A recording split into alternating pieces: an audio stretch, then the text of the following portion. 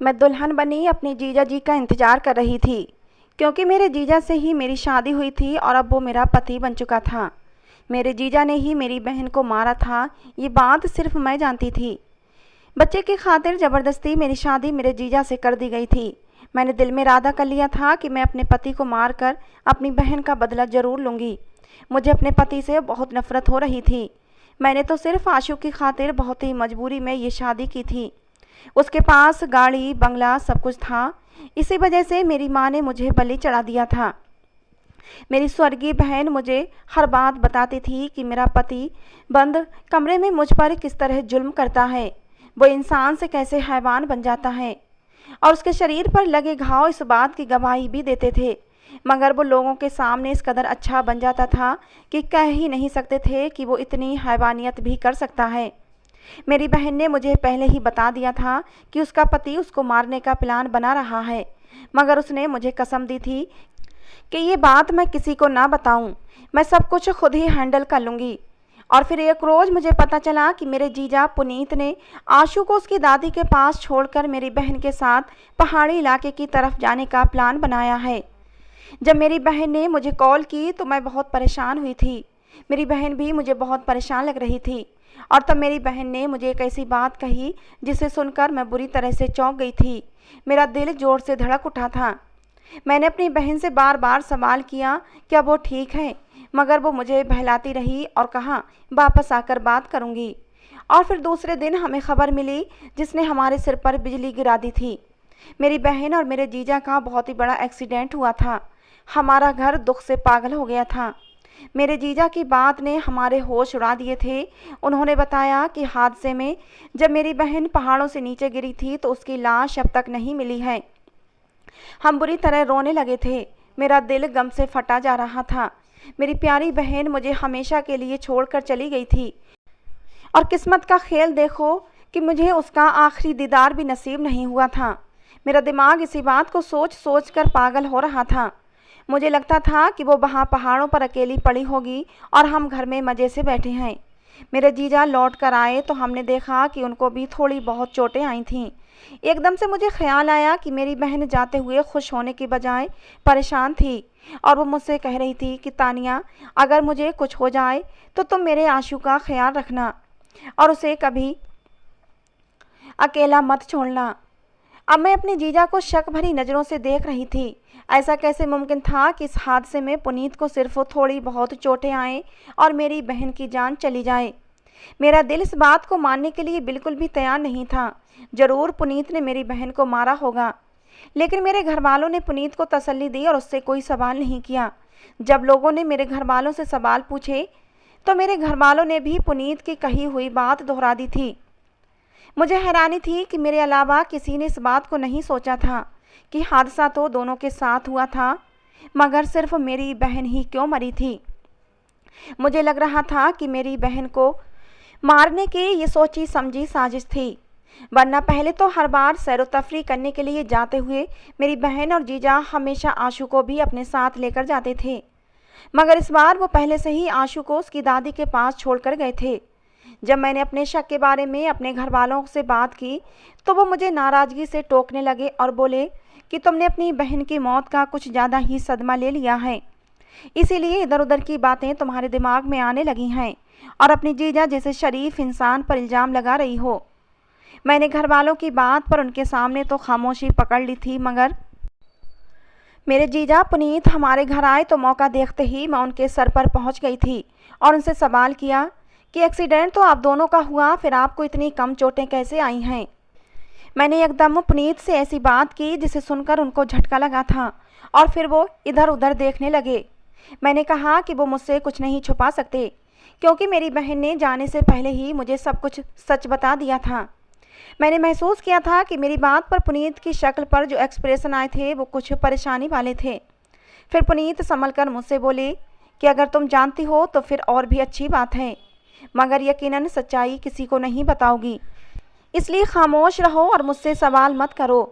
पुनीत की दीदा दिलेरी पर मैं फटी फटी आंखों से उन्हें देख रही थी। अब पुनीत ने हमारे घर आना बंद कर दिया था और आशू को भी कुछ दिन के बाद हमारे घर से ले गए थे। हमारे घर में भी सबको मेरी बहन की मौत पर सब्र आ चुका था। मगर मेरे दिमाग से मेरी बहन नहीं जा रही थी। पुनीत के शब्द मुझे बहुत ज़्यादा तकलीफ़ पहुंचा रहे थे। वो अपना जुर्म स्वीकार कर चुके थे, मगर साथ ही वो ये भी कह रहे थे कि मैं किसी को नहीं बता सकती और कोई भी मेरी बात पर विश्वास नहीं करेगा। वो ठीक ही कह रहे थे, क्योंकि घर में किसी को भी मेरी बात पर विश्वास नहीं था और सब पुनीत पर अंधा विश्वास करते थे। हद तो तब हुई जब पूरी 1 महीने के बाद मेरे माँ बाप ने फैसला किया कि मेरी शादी मेरे जीजा के साथ कर दी जाए। मैं ये सुनकर तड़प उठी थी। मैं ऐसे इंसान के साथ कभी ज़िंदगी नहीं गुजार सकती थी जो मेरी सगी बहन का कातिल था और जिसके साथ मेरी बहन ने रो रो कर अपनी ज़िंदगी गुजारी हो। मेरी बहन ने मुझे बताया था कि पुनीत को एक बीमारी थी और इसी वजह से पुनीत से शादी करना मेरे लिए एक अलग इम्तिहान था। मगर मेरा छोटा सा 5 साल का भांजा अब बीमार रहने लगा था और मेरे माता पिता चाहते थे कि उसे घर में अच्छा माहौल मिले, माँ का प्यार मिले। सबकी जिद थी कि पुनीत के साथ मेरी शादी हो जाए, क्योंकि आशु को माँ जैसा प्यार सिर्फ मैं ही दे सकती थी। मैंने अपने मम्मी पापा से बात करने की कोशिश की और समझाया कि मैं आशु को यहाँ पर रहकर भी पाल सकती हूँ, मगर पुनीत आशु को खुद से दूर करने को तैयार नहीं थे। मेरे घर वालों ने मुझ पर दबाव डालकर मेरी शादी पुनीत के साथ करवा ही दी और मैं विदा होकर उनके आलीशान घर में पहुंच गई थी। मुझे डर था कि मेरी ज़िंदगी भी मेरी बहन जैसी होगी और मेरा अंजाम भी दर्दनाक मौत है। मुझे रोना आ रहा था, क्योंकि मेरे घर वाले पुनीत की असलियत से जानकार न होने की वजह से पहले ही एक बेटी गंवा चुके थे और अब दूसरी बेटी भी दे बैठे थे। मैं दुल्हन बनी पुनीत के कमरे में बैठी रो रही थी। आशु मुझे माँ के रूप में देखकर बहुत खुश था और इसी खुशी में मेरे पास ही सो गया था। पुनीत जब कमरे में दाखिल हुए तो आशु को मेरे पास सोते देखा। थोड़ी देर तक आशु के सर पर हाथ फेरते रहे, फिर वो आशु को गोद में उठाकर उसे कमरे में सुलाने ले गए थे। मेरा दिल डर से धड़क रहा था और मेरा दिल चाह रहा था कि मैं यहाँ से भागकर किसी सुरक्षित जगह पर छुप जाऊँ, जहाँ पुनीत की नज़र कभी मुझ पर न पड़ सके। डर के साथ साथ मुझे पुनीत से सख्त नफरत महसूस हो रही थी, क्योंकि वो मेरी बहन का कातिल था। मैं उसे पति के रूप में कैसे स्वीकार कर सकती थी, मगर मैं मजबूर थी। अब मुझे यहीं रहना था, आशु की खातिर। उसके बाप की हर बात भी माननी थी, क्योंकि मेरी माँ ने मुझे समझाकर भेजा था कि अगर मैंने अपने पति की बात नहीं मानी या उसकी इज्जत नहीं की तो मेरे घर का माहौल ख़राब होगा। साथ ही मेरी दीदी ने भी मरने से पहले मुझसे वादा लिया था कि अगर उन्हें कुछ हो जाता है तो तुम आशु का ख्याल रखना। और मैं अपनी दीदी के बेटे आशु की खातिर ये जहर पीने के लिए खुद को तैयार कर रही थी, मगर दूसरी तरफ ये इरादा भी कर चुकी थी कि जिस तरह पुनीत ने मेरी बहन को मारा है, इसी तरह मैं भी उसे ख़त्म कर दूंगी। मैं अपनी सोच में गुम बैठी थी जब पुनीत कमरे में दाखिल हुए और मेरा पूरा शरीर उनकी मौजूदगी का एहसास करके ही झंझना उठा था।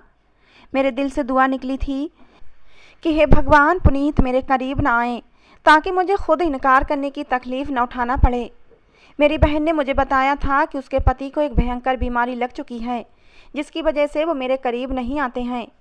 अपनी बहन को याद आते ही मैं उदास हो गई और मैं रोने लगी।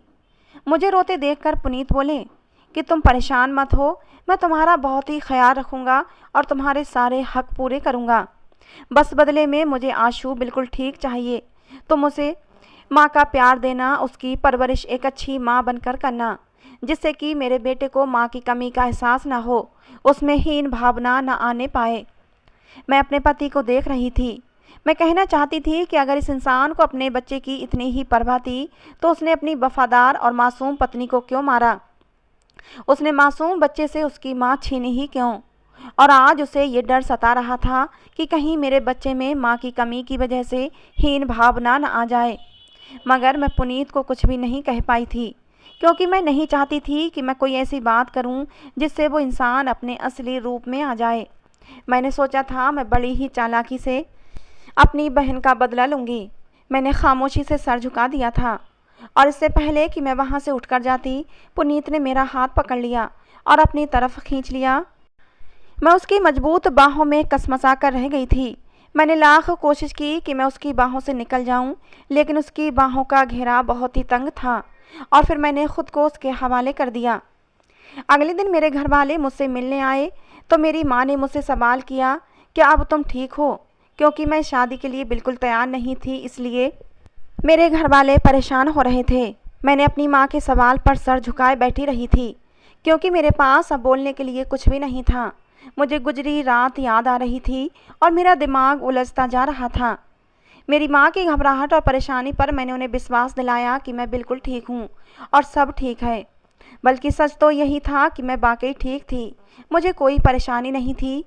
मेरी माँ मेरी बात का विश्वास कर चुकी थीं, मगर मैं दिल में सोच चुकी थी कि पुनीत की असलियत और अपनी बहन की मौत का राज जानकर रहूँगी।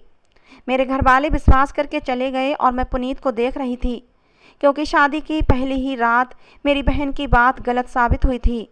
क्योंकि पुनीत तो बिल्कुल ठीक था, उसे कोई बीमारी नहीं थी, बल्कि उसका मिजाज भी बुरा नहीं था। वो बहुत ही अच्छे से पेश आ रहे थे।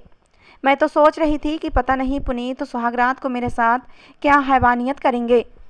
लेकिन सुहागरात को पुनीत ने जिस दिलकश अंदाज में अपना प्यार जताया था, मैं हैरान हो गई थी। लेकिन मैं सोच रही थी कि हो सकता है कि ये पुनीत का अंदाज सिर्फ दिखावे के लिए हो। शायद वो मेरे शक को दूर करने के लिए दिखावा कर रहे हों। इसीलिए मैं अभी पुनीत पर विश्वास नहीं कर सकती थी। मुझे अपनी बहन की रोनी आंखें याद आती थीं। पुनीत के पास अच्छा खासा पैसा था और मंथली इनकम लाखों में थी, मगर मेरी बहन इसके बावजूद भी उजड़े हुए हुलिये में रहती थी और उसके चेहरे पर हर समय उदासी छाई रहती थी। आशु के बाद पुनीत ने मेरी बहन को बिल्कुल नौकरानी बनाकर रख दिया था। वो जब भी घर आती तो मैं उसके साथ साथ रहती और मेरी बहन मुझे उजड़ी उजड़ी और उदास ही लगती थी। जबकि अब मेरे लिए पुनीत की नरम मिजाजी चरम पर थी। मैं घर में जल्दी ही कामकाज और आशु की जिम्मेदारी को संभाल ली थी। आशु अब थोड़ा संभल गया था और मेरे इर्द गिर्द मंडराता रहता था। मैं उसको हर तरह से बहलाने की कोशिश किया करती थी। खाने पीने में भी उसकी मर्जी का ख्याल रखती थी। आशु की हालत अब धीरे धीरे सुधरने लगी थी। मेरी और पुनीत की शादी को 2 महीने गुजर चुके थे। मुझे महसूस होता था कि जैसे पुनीत मुझे हर समय देखते रहते हैं। अब मैं पुनीत की नज़रों से परेशान होने लगी थी। मैंने एक दिन तंग आकर पुनीत से सवाल किया कि आप मुझे हर वक्त घूरते क्यों रहते हैं। इस पर पुनीत ने जो जवाब मुझे दिया था उसे सुनकर मुझे हैरत का झटका लगा था। पुनीत बोले कि मैं ये देखता हूँ कि तुम वाकई ऐसी हो या फिर एक दिन तुम भी अपनी बहन की जैसी हो जाओगी। मैं पुनीत की बात पर हैरान हो गई थी। मुझे लगा जैसे मैं पुनीत का असल चेहरा देखने को बेताब थी, वैसे ही पुनीत को भी मेरी हकीकत जानने की बेचैनी थी। मुझे हैरत इस बात पर भी थी कि पुनीत को ऐसा क्यों लगता है कि मैं खुद को छुपा कर रखती हूँ, और पुनीत ने ये क्यों कहा था कि मैं अपनी बहन की जैसी हो जाऊंगी। आखिर मेरी बहन कैसी थी? उनके शब्दों ने मुझे उलझा दिया था। जैसे जैसे वक्त गुजरता जा रहा था, मैं और भी उलझती जा रही थी। पुनीत के अंदर मुझे कोई ऐसी बात नज़र नहीं आती थी कि मैं जिससे कुछ अंदाजा कर सकती। एक दिन आशु को तेज बुखार हो गया और वो सारा दिन बुखार से तपता रहा। उस समय पुनीत घर पर नहीं थे। सारा दिन मैं परेशान सी आशु को संभालती रही और सारा दिन उसे कुछ न कुछ खिलाने पिलाने की कोशिश करती रही, मगर वो जिद्दी हो रहा था और कुछ खा नहीं रहा था। थककर शाम के समय मैंने उसे सुला दिया और उसके लिए सूप बनाने के लिए किचन में चली गई, और तभी मेरे पति पुनीत आ गए। वो हमेशा की तरह आते ही आशु के पास पहुँचे तो आशु की हालत देखकर घबरा गए और फ़ौरन उसे उठाकर अस्पताल ले गए। मैं किचन में खड़ी थी। जब मैंने निकलकर देखा तो आशु गायब था और नौकर ने बताया कि मालिक उसे अस्पताल लेकर गए हैं। मैंने रात के लिए खाना बनाकर रखा और आशु और पुनीत का इंतजार करने लगी। रात के समय जब आशु की हालत संभली तो पुनीत उसे घर लेकर आए। मुझे देखा और बोले कि मैं तुम्हारी हर ज़रूरत पूरी करता हूँ, कुछ भी चाहिए मुझे बोलो, मैं वो ला कर दूँगा, लेकिन बस तुमसे हाथ जोड़कर विनती है कि आशु की तरफ से लापरवाही मत करना। मुझे ये बात सही नहीं होगी। पुनीत की बात पर मैं हैरान हो गई। पहली बार मैंने अपने दिल में उनके लिए मौजूद नफरत और गुस्से को जाहिर किया और बहुत ही गुस्से से बोली कि अगर बच्चे की इतनी ही चिंता थी तो उसे उसकी माँ से दूर क्यों किया। मेरी बात पर पुनीत ने मुझे कोई जवाब नहीं दिया और कमरे से निकल गए। मैंने सर झटका, आशु को सूप पिलाया, उसे सीने से लगाकर सुलाने लगी। मेरा दिल बुरी तरह से रो रहा था। आज मुझे अपनी बहन बहुत ज़्यादा याद आने लगी, जो सारा समय अपने बच्चे के साथ लगी रहती थी, मगर फिर भी पता नहीं क्यों आशु उससे दूर दूर रहता था। मुझे आज समझ आ रहा था ऐसा क्यों हुआ था, क्योंकि उसका बाप उसके दिल में नफरत पैदा करता था और अपनी जिम्मेदारी पूरी करके यही जताता था कि बस उसे ही आशु की चिंता है और किसी को नहीं। मुझे पुनीत दिमागी मरीज लगने लगा था। मैंने पूरा दिन आशु के साथ गुजारा था और फिर भी पुनीत ने ऐसी बात कही कि जैसे मुझे आशु की परवाह ही नहीं है, सिर्फ उसे ही आशु की परवाह है, जबकि मैं पुनीत की असलियत जानती थी कि उसने ही आशु को उसकी माँ से दूर कर दिया था। मैं न जाने कितने दिन तक आशु के साथ लगी रही और उसका ख्याल रखती रही, मगर मैंने अपना गुस्सा और नाराज़गी अपने पति पर जाहिर की और उनके कमरे में नहीं गई। मैं अपने पति के खाने पीने और बाकी सब जिम्मेदारियों को पूरा कर रही थी, मगर उनके कमरे में नहीं जाती थी। इस बात का पुनीत पर यह असर हुआ कि वो एक दिन मेरे पास आए और बोले, तानिया, मैं तुम्हें कहीं लेकर जाना चाहता हूँ। मैं सवालिया नज़रों से पुनीत की तरफ देखने लगी, मगर वो मुझे तैयार होने का बोलकर आशु के पास चले गए। मैं अभी तैयार ही हो रही थी कि आशु आकर मेरे गले में बाहें डालकर बोला, मामा आप कहाँ जा रही हैं? और मेरे पति ने आशु से जो बात कही वो मेरे रोंगटे खड़े कर गई। वो आशु से कह रहे थे कि आओ तुम्हें तुम्हारी दादी के पास छोड़कर आता हूँ, फिर मुझे तुम्हारी मामा को डॉक्टर के पास लेकर जाना है क्योंकि उनकी तबीयत ठीक नहीं है। मैं ये सुनकर हक्का बक्का रह गई थी। आशु के वहाँ से जाने पर मैंने पुनीत से सवाल किया कि मैं बिल्कुल ठीक हूँ, फिर आप मुझे डॉक्टर के पास लेकर क्यों जाना चाहते हैं? इस पर पुनीत बोले कि मैंने आशु को सिर्फ बहलाने के लिए ये बात कही थी। दरअसल हम जहाँ जा रहे हैं वहाँ बच्चे नहीं जा सकते। इतना बोलकर पुनीत आशु को उसकी दादी के घर ले गए और मैं खौफजदा सी खड़ी रह गई थी। मुझे याद आया कि मेरी बहन को भी पुनीत ऐसे ही अकेले लेकर गए थे और फिर उसे मार दिया था। मैं डरी हुई थी और मेरे पति मुझे ज़बरदस्ती गाड़ी में बिठाकर अपने साथ ले गए। मैंने सोचा कि अगर मेरे पति ने मुझे मारने की कोशिश की तो मैं उनसे अपनी ज़िंदगी की भीख नहीं मांगूंगी, बल्कि उनसे लड़ूंगी और उनसे अपनी बहन का बदला ज़रूर लूँगी। मेरे अंदर खून खौल रहा था। मेरा पति मुझे पहाड़ी इलाके की तरफ ले गया था। मुझे लगा था कि मेरा पति अब मुझसे तंग आ चुका है, इसलिए अब वो मुझसे पीछा छुड़ाना चाहता है, जैसे उसने मेरी बहन से पीछा छुड़ाया था। एक जगह पहुंचकर उसने गाड़ी रोकी और मुझे गाड़ी से निकलने को कहा। मैं चुपचाप गाड़ी से बाहर निकल आई थी और आगे आने वाले हालात के लिए खुद को तैयार कर रही थी। फिर वो मुझे लेकर एक कच्ची गली में आगे बढ़ता गया। मैं डरी हुई सी अपने पति के साथ चल रही थी और तब वो एक छोटे से घर के आगे रुके और उस घर का दरवाज़ा खटखटाने लगे। मैं हैरान से अपने पति को देख रही थी। जब उस घर से एक जवान लड़का बाहर निकला, वो मेरे पति को इस तरह अचानक देखकर परेशान हो गया था। मेरे पति ने उसे नज़रअंदाज किया, मेरा हाथ पकड़ा और उस घर के अंदर चले गए। सामने ही चारपाई पर एक औरत पीठ किए हुए लेटी हुई थी।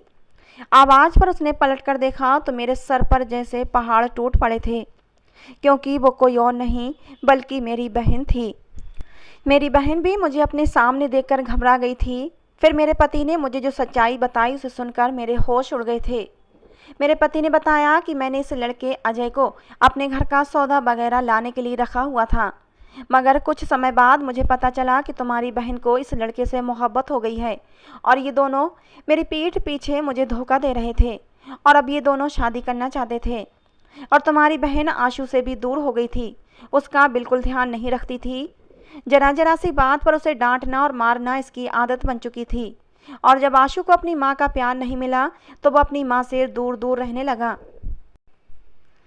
तुम्हारी बहन ने खुद को मेरे लिए सजना संवारना छोड़ दिया था। खुद को उजड़ी हुई हालत में रखती, कहती कि मुझे तुमसे प्यार ही नहीं है तो तुम्हारे लिए क्यों सजूं।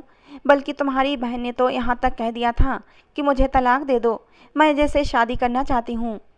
मैंने उसे बहुत समझाया कि हमारा एक बेटा है, उसके बारे में तो सोचो, वो तुम्हारे बिना कैसे रहेगा।